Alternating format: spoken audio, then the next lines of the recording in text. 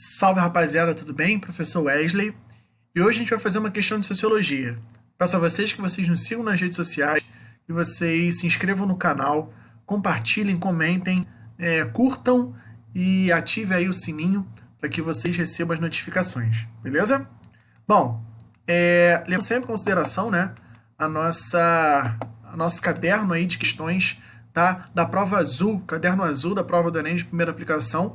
Hoje a gente vai fazer a questão número 11, tá? Da prova de 2016. Aqui no texto 1, tá? Uma viola de coxo, a gente vai falar melhor o que é isso, tá?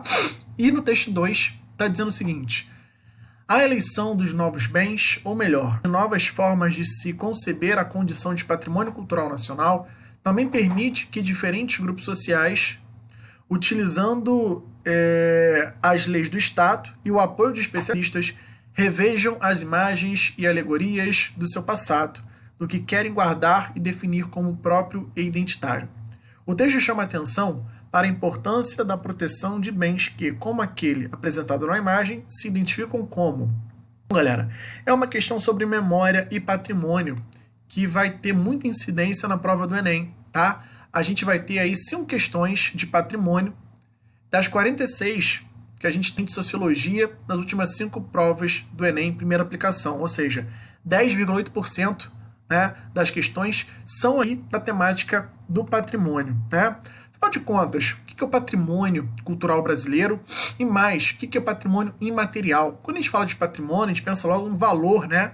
O que é o valor? O que é a cultura brasileira tem um valor? Como é que a gente pode proteger a nossa cultura? Uma das maneiras é transformando ela em patrimônio, o Estado patrimonializando essas produções, né, tanto materiais quanto imateriais. A questão fala exatamente aqui de um patrimônio imaterial, né, que vai entrar na nossa Constituição já na Constituição de 88, com um princípio normativo, né, patrimônio imaterial.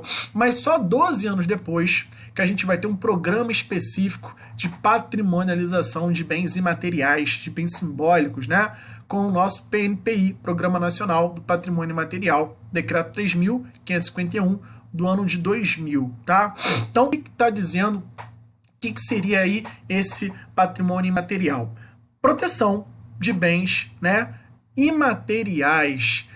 Se a gente vai ter na proteção de bens materiais, né, por exemplo, edificações arquitetônicas, igrejas, né, muitas das vezes, né, algum tipo de estátua, né, algum tipo de fortaleza vinculada aí à dimensão militar, tudo isso a gente vai proteger através do instrumento do tombamento. No caso do patrimônio material, a gente vai ter um outro instrumento, que é a chamada salvaguarda. A gente vai proteger determinados bens que a gente vai chamar de simbólicos imateriais, por exemplo, saberes, né? Proteger saberes, patrimonializar saberes, celebrações, né? Formas de expressão, lugares, tudo isso não era protegido com o instrumento do tombamento, que é dedicado aí a bens materiais, né?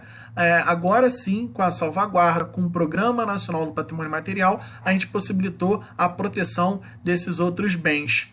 E se você for para pensar, a maioria dos bens protegidos, né, pelo patrimônio material, né, entendido como patrimônio material, eram basicamente aqueles vinculados à igreja, né, e às forças militares.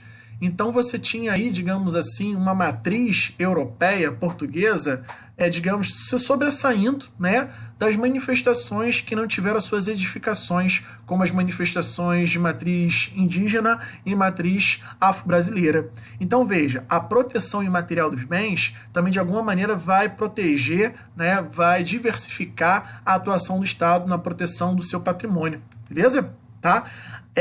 O bem material é entendido como uma cultura viva. Não é um folclore, né, que está lá, uma lenda, não, mas tem a ver com o cotidiano, né, tem a ver com a identidade de um povo, tem a ver com a continuidade social, com a continuidade daquela população, né, ou seja, o quão esse bem simbólico, né, esse bem material, essa forma de expressão, essa celebração, esse saber, esse lugar, de alguma maneira contribui para a continuidade da identidade daquela população.